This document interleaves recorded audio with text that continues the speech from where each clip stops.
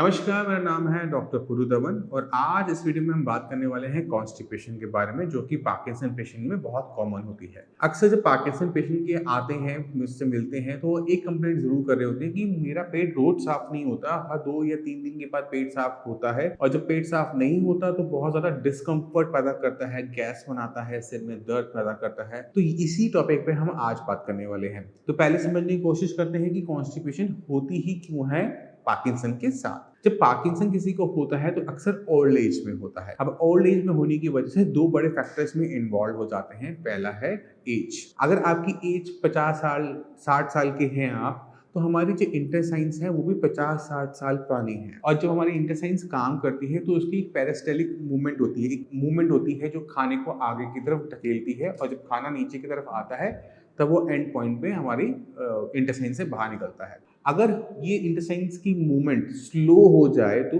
जो खाने की मूवमेंट है नीचे की तरफ वो भी स्लो डाउन हो जाती है, जिसकी वजह से मैक्सिमम केसेस के अंदर हमें कॉन्स्टिपेशन देखने को मिलता है। दूसरा रीजन ये होता है कि जब हमारे ब्रेन के अंदर नुकसान हो रहा है तो ब्रेन ही इस मूवमेंट को कंट्रोल भी करता है। अगर किसी वजह से हमारी ब्रेन को नुकसान ज़्यादा होता है और ऐसे एरिया में होता है जो हमारी पेरिस्टाल्टिक मूवमेंट को कंट्रोल करता है तो भी हमें कॉन्स्टिपेशन देखने को मिलता है। हम क्या कर सकते हैं, इसको हमें समझने की जरूरत है। हमारी जो आंतें होती हैं वो पाइप की तरह होती हैं। हमने जो खाना खाया उसको वहां से निकालने के लिए उसे थोड़ा सा फैसिलिटेट करना पड़ता है। जैसे हम किसी मशीन के अंदर तेल डाल देते हैं तो तेल स्मूथ कर देता है मशीन के पार्ट्स को और वो बिना फ्रिक्शन के चल लेता है। वही हमने करना होता है एक पार्किंसन पेशेंट में। अगर किसी भी तरह से हम वहाँ पर हम थोड़ा सा ऑयल या फिर ऐसा लुब्रिकेंट चीज़ें वो यूज़ करेंगे तो स्टूल आराम से पास हो जाएगा, पहला तरीका। दूसरा तरीका क्या होता है कि इंटेस्टाइन में जो खाना पड़ा है उसे थोड़ा सा सॉफ्ट कर दिया जाए तो भी उसकी मूवमेंट जो होती है वो फास्ट हो जाती है। इसको करने का तरीका क्या है कि इंटेस्टाइन्स में पानी की मात्रा को बढ़ा देना। जब पानी की मात्रा हम बढ़ाते हैं तो हमें अक्सर देखने को मिलता है कि लूज मोशंस लग जाती हैं और ओल्ड एज के अंदर लूज मोशन किसी भी तरीके से एडवाइस नहीं होती। तीसरा तरीका क्या होता है वो है बल्क फॉर्मेशन। जैसे अगर आप एज में अक्सर मेरे से बड़े ही होते हैं पेशेंट, जब हम ईसबगोल का प्रयोग करते हैं तो क्या होता है कि पेट बहुत अच्छे से साफ होता है। क्यों? क्योंकि जब ईसबगोल पेट में जाता है तो पानी के संपर्क में आने पर तो वो फूल जाता है और फूल जाने के बाद वो एक बल्क तैयार कर देता है, एक मास तैयार कर देता है जिसे पास करना कंपैरेटिवली इजी होता है। क्योंकि पार्किंसन पेशेंट में भी खाने खाने की जो देखने को मिलता है कि वो खाना कम खा पाते हैं। तो पहले आपको देखना पड़ेगा कि आपके लिए सबसे सही क्या है।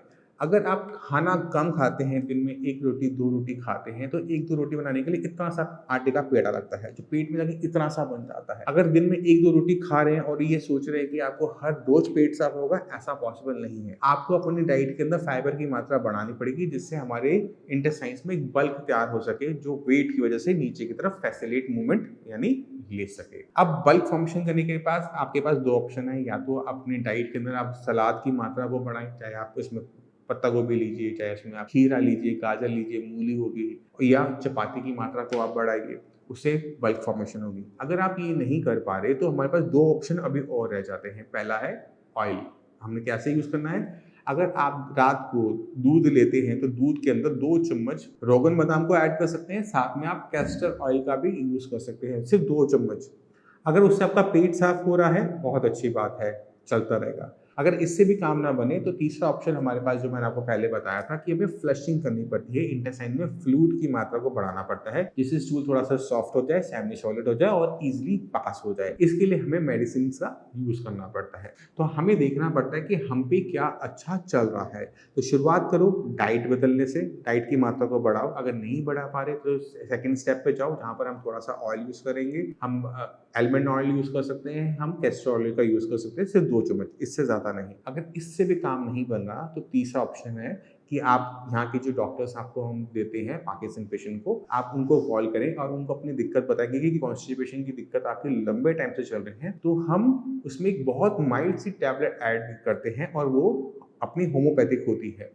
वो इंटेस्टाइन्स में किसी भी टाइप का मरोड़ पैदा नहीं करेगी और स्टूल आपका इजीली साफ हो जाएगा। क्योंकि मेडिसिन हमें बहुत माइल्ड इसलिए यूज करनी पड़ती है क्योंकि एज की वजह से। अगर मान लो किसी भी मेडिसिन से लूज मोशन लगनी शुरू हो जाए तो वो बहुत दिक्कत क्रिएट करता है। तो हमें बहुत माइल्ड तरीके से पेट को साफ करना होता है, या तो हो या तो फिर ना हो, बट लूज मोशन बिल्कुल भी नहीं चाहिए होते। तो जब हम यूज कर रहे हैं तो हम शुरुआत करते हैं 2 टैबलेट से। अगर आपको लगता है कि उससे आपका पेट साफ हो रहा है, ठीक है। अगर नहीं हो रहा तो उसकी मात्रा को आप बढ़ा सकते हो, क्योंकि मेडिसिन बहुत माइल्ड है। अगर 2 टैबलेट काम नहीं करी तो 3 करेंगे, अगर 3 नहीं करी तो 4 करेंगे। अगर ज़्यादा भी मात्रा में हम इसको ले लेते हैं तो भी किसी टाइप का नुकसान नहीं करती, क्योंकि यहाँ पर हम चाहे हम आयुर्वेदिक डॉक्टर्स हैं, बट कुछ मेडिसिन ऐसी होती हैं जो हमें पता है कि दूसरी पैथी में अच्छी है, जैसे होम्योपैथिक मेडिसिन में पाइलेक्स बहुत अच्छी है, तो वो आपको हम दे देंगे, जिससे आपका पेट इजीली साफ हो जाएगा। तो मैं उम्मीद करता हूँ इस वीडियो से आप काफी कुछ समझ गए कि किस तरह से हम कॉन्स्टिपेशन को दूर कर सकते हैं पार्किंसन पेशेंट में। 3 ऑप्शन भी दे दिए, घरेलू उपचार भी दे दिया। अगर सब कुछ फेल हो जाए